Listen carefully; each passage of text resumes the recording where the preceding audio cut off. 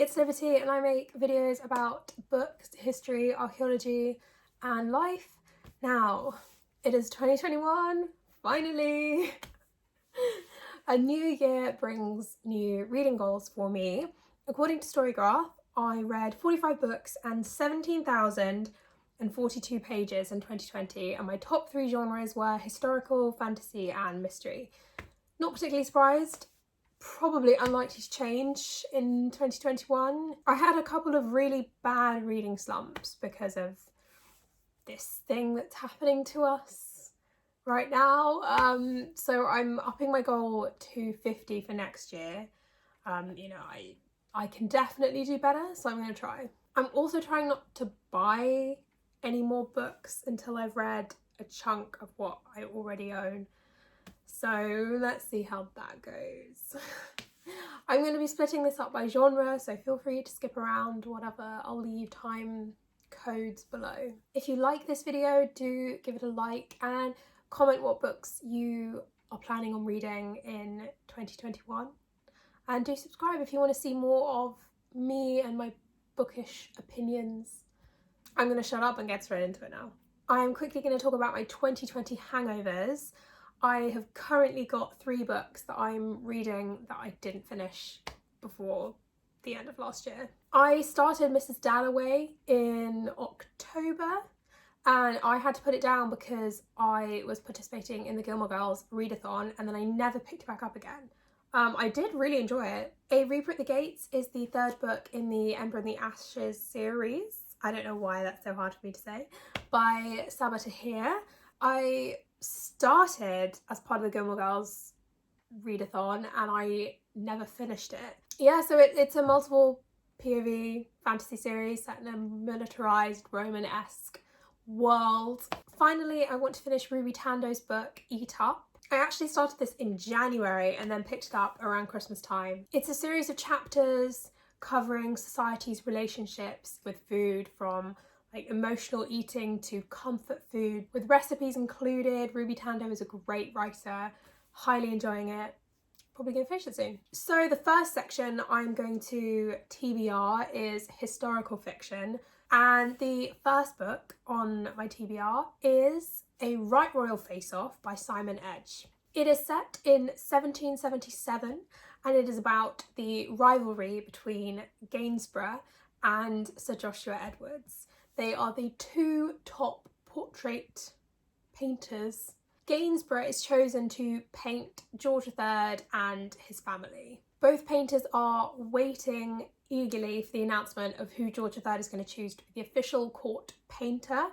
It's really funny, I've heard. Honestly, funny historical fiction is just exactly what I need. The second historical fiction book that I'm going to be talking about is The Autumn Throne by Elizabeth Chadwick. This is the final book in her Eleanor of Aquitaine trilogy. This is sort of revolving around her relationship with her sons and like their relationship with each other and her involvement in various power struggles that are taking place between her sons and their father and between each other. Because Henry II, his marriage to Eleanor of Aquitaine, brought pretty much most of modern day France technically under English control. So there is a lot of land to fight over. Elizabeth Chadwick really brought Eleanor to life. I really loved the first 2 books in the trilogy. I love reading about her. She's one of my major historical heroines. So on to section 2 now, and it is magical realism. My first magical realism read is An Almond for a Parrot by Sally Gardner, who is writing as Ray Delaney. It is set in 1766, something like that. The 1760s. And it's in London, and our main character is in Newgate Prison, on charge for murder. Tully Trugood is telling her life story in the hopes that she will be released from prison and everything will be set to rights. She kind of takes us through her origins, through to all the different careers that she had and the heights that her reputation went to before she landed in prison. I ordered this book last year based on Storygraph's recommendation algorithm, so this is really a test to see how well the algorithm works.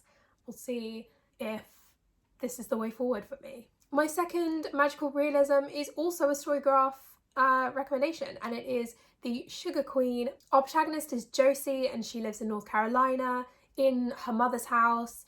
That she considers her life to be very mundane. She loves sweets and reading, and she very much escapes her mundane life by hiding in like a hidden closet where she eats her sweets and reads her romance novels and tries to escape the world. One day though, she finds someone hiding in her hidden closet wardrobe thing, which sounds terrible, but it's not. I wanted something kind of cozy, wintry, magical that I could read during winter time, and this sounds like it ticks all of those boxes, so I'm excited to see if that is the case. On to fantasy.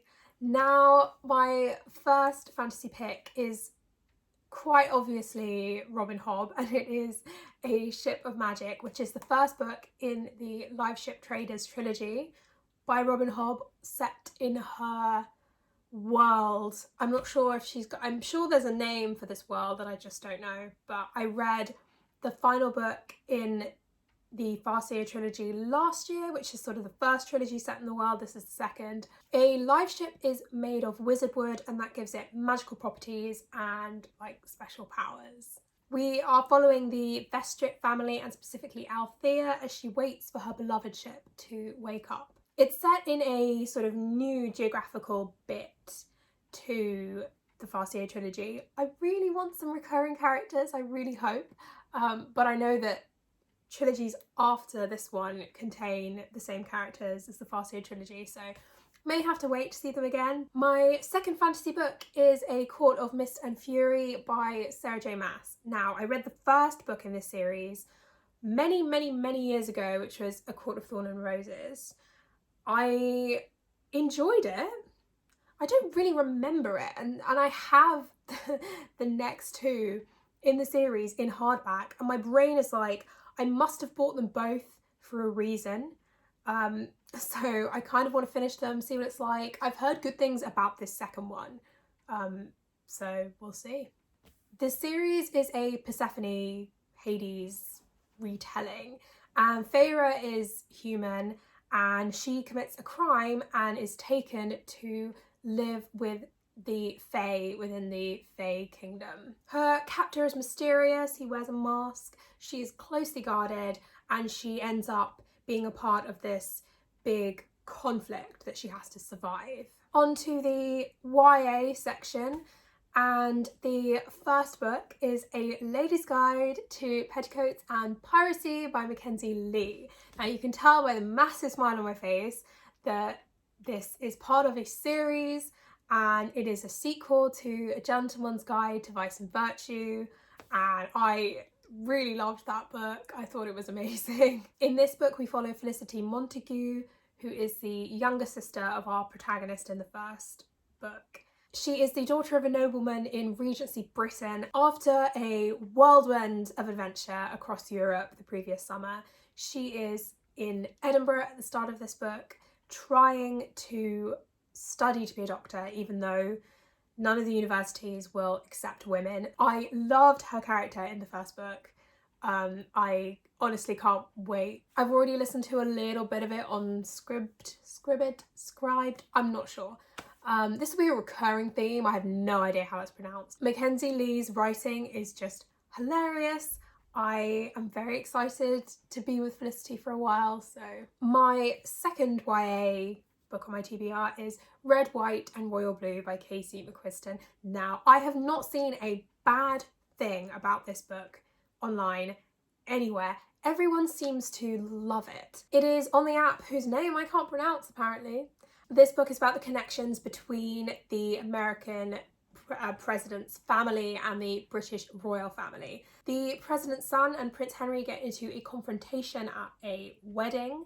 Both families embark on some international PR as the president is seeking re-election. My final section is non-fiction, and I should just call it history because they're both history books.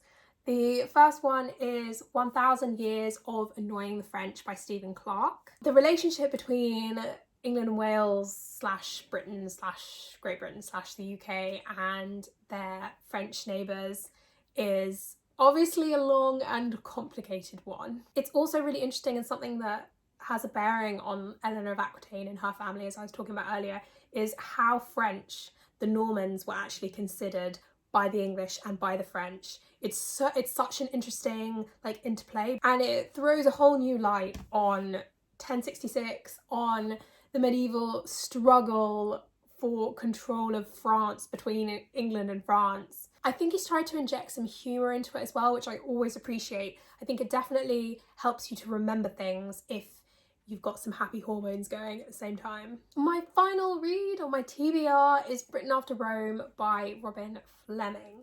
I'm currently writing something set in the post-Roman period of Britain, whilst the confrontation with the incoming Saxons is going on. So I'm using this as sort of research, but you know, I probably won't finish it because I only really need the first half of it maybe. Like, I'm not too interested in what happened when the Anglo-Saxons started to settle and form kingdoms. Like, I'm not too fussed about that. I just sort of want to read about the conflict. You will notice that there is no contemporary fiction on my TBR, and that's because I don't tend to plan to read those. If I read them, it's because like there's a good deal on the Apple ebook store, or I'll come across like an audiobook on that app that I can't pronounce, or like someone will give me a book or something. Yeah, so I will have some in my wrap-ups, but I just don't plan on reading them. So that was my top 10 TBR for 2021. Thank you for watching. If you enjoyed, if you agreed, do give this video a like, and like I said, do comment. Let me know what you're planning on reading in 2021, because I'm definitely going to be reading more than 10 books, so I am open to suggestions. And don't forget to subscribe if you enjoy these videos and want to see me on a regular basis. Happy reading!